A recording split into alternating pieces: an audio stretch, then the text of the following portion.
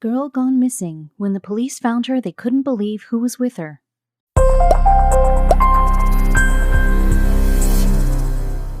What's more painful than losing your family? A household in Lebanon Junction, Kentucky, thought they lost their precious little one after she went missing for 36 hours. It was the most distressing and agonizing hours of their life. They were all over the place and they didn't know what to do. They already called their neighbors for help and reported it to the authorities. Everyone was searching for the missing child. Thankfully, after a long day and sleepless night, she was found. But it was not just the family who was shocked after seeing her alive and well. She was not alone. She came back and they could not believe who was with her. Charlie Campbell was just a typical 2-year-old baby girl living in Lebanon Junction, Kentucky, with her grandmother. Like any other child, she was enjoying childhood, going around the house and running in their backyard. She was not just loved by the whole family, but the whole town.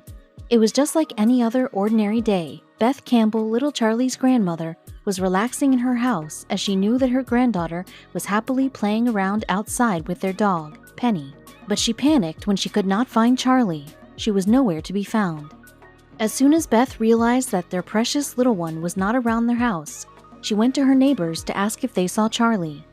Every time her neighbors shook their head and said no to her painful question, "Have you seen Charlie?" Beth was getting more and more nervous. Beth could not help but think of the bad things that might happen to her beloved granddaughter. When the neighborhood learned about the situation, they joined Beth in her search for the young girl. The whole neighborhood was in distress searching for her. As the sun started to set and the night sky was beginning to appear, there was no clue as to where Charlie was. It seems that the word anxious would never be enough to describe what they were feeling at the time. The most heartbroken was Charlie's parents and family. Natalie Quick, her mother, and Lisa Chestner, her great-grandmother, along with Beth, were truly heartbroken with the disappearance of their precious little one. As night came, the family, neighborhood, and local authorities did not stop searching for Charlie or praying for her safety. The search continued, and before they knew it, they were already 2 days into the hunt. Charlie's family worked along with the sheriff's office to locate her for almost 2 days, looking for the little girl who, as they believed, had wandered off into the woods nearby. Many people became involved. Each had exerted a considerable amount of effort and time into the search. In fact, they even interviewed several family members Thursday and Friday during the search, along with the FBI. As Scotty McGaha of the Bullitt County Sheriff's Office told Insider, fortunately, the missing girl was not alone after all. Though the family was obviously in a catastrophic state, the fact that the little girl was out there in the wilderness was hard to swallow. Only the local authorities went into the woods to search for her because they could not risk putting civilians in the same danger. The sheriff, together with the police and the firefighters, went in and out of the woods several times, still not giving up on finding Charlie. But they couldn't help but feel worried when they witnessed and experienced the danger of the wild themselves. The local authorities could not deny that they thought about what may have already happened to the child. The search crews and FBI agents spent hours Thursday and Friday in the heat and humidity. The terrain was also rocky, dangerous, and full of snakes. The police were all equipped and ready to go into the wild and try their luck again, when suddenly one of the neighbors reported the news they'd been waiting for. Charlie was finally found. However, she was not alone. Among all the concern, the first sigh of relief came when the man who first found her, Wayne Brown, he recalled how he had been sitting on his sofa as he was praying for Charlie's return. It was then he saw a blonde-haired girl wandering in his backyard. Brown told the story to the police in detail, describing the little girl's appearance when he saw her. "I seen the dirt all over her, and she had leaves in her hair, and I opened the door, and I said, 'Are you Charlie?' And she handed me this bottle. And I said, 'Are you Charlie?' She didn't answer me. She wouldn't say anything." But he was also shocked to see that she was not the only one who emerged from the woods. With Charlie's disappearance, Beth and the whole family did not notice it was not just the child who went missing. There was someone else who was missing, and they hadn't noticed. But when he emerged from the woods with Charlie, they couldn't have been more relieved to find that he was with her. Penny, her dog, was gone too for 36 hours. And when Charlie was found, Penny was with her, and apparently was with her the whole time. The family could not be more thankful that Charlie was not alone in the woods when she was lost. However, little did everyone know that Wayne Brown had pain of his own, too. The news of Charlie's return spread in the neighborhood, and that she was accompanied by her brave pet. The community couldn't help but be amazed with the dog's loyalty and courage. All of them were praying for Charlie's safety, but no one really expected that the precious little angel would be able to find the way home again. With her safe return, everyone was deeply grateful for Penny, because she never left her side. She was the hero of the town. Whenever they told me they had found Charlie, I was just outside myself. I was just so happy, Beth emphasized. Still, she put her faith in Penny. When my dog didn't come home and my baby wasn't home, she was not going to leave that baby until she got here. This is our hero right here. The family could not help but cry in gratefulness for their little girl's guardian angels. From Penny, who never left her side, to Mr. Brown, who prayed for the child and found her first. For Quick, it's unbearable to not be able to find your kid, and even more unbearable when 100 people searching can't find her either. But when little Charlie had finally come home, their happiness was unparalleled as well. I can't even explain how happy that I am that this baby is home, because I love her more than anything in this world, Granny Campbell exclaimed. Some people thought that their reunion was never going to happen. It was actually an emotional one, with Charlie's grandfather running to greet her with a stuffed animal at the BCSO. Granny Campbell, on the other hand, promised some extra treats for both Charlie and Penny, mainly putting the hero pit bull on a diet of hamburgers. It's a way of thanking her for staying with Charlie. The pain that Charlie's family went through when she was missing is not something that any family would ever dream of. She was out there all night last night. I won't stop until she's found. I don't care if the dogs have searched and no scent. I don't care. I'll look until she comes back or something, her mother Natalie Quick said.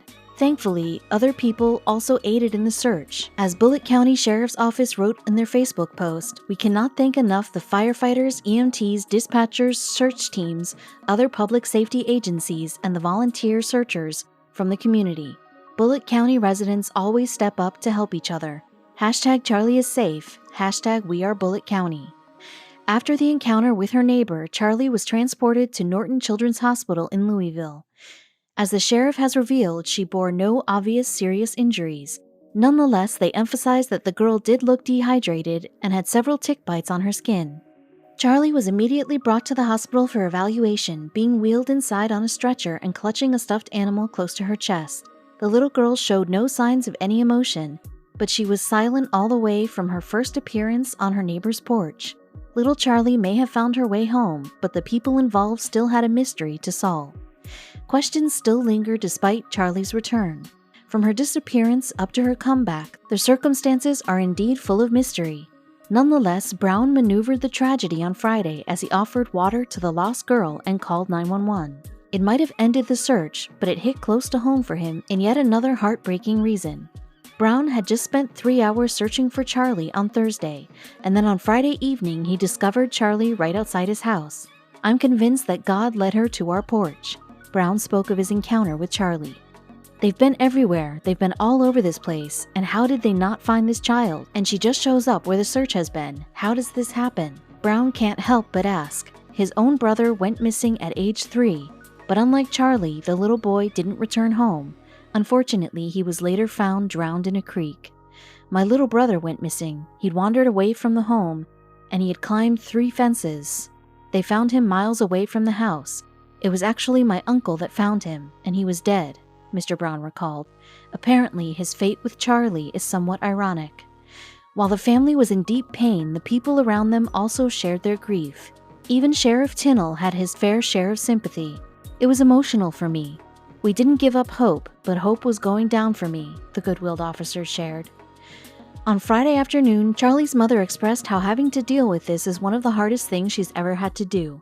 Bullitt County Sheriff, however, doesn't think that little Charlie was missing in the woods alone for 32 hours. On the other hand, Charlie's great-grandmother tells that there's another side to the story. "It has been the most horrific thing my family's ever gone through.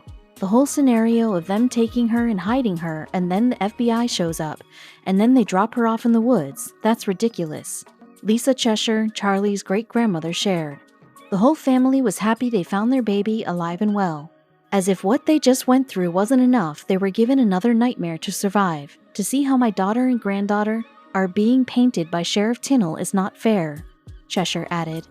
Yet again, they are faced with a new conflict. While Charlie's return is a huge triumph, there are still people who just can't quite let the mysteries go. The Bullitt County Sheriff's Office went out to search for more answers on Saturday.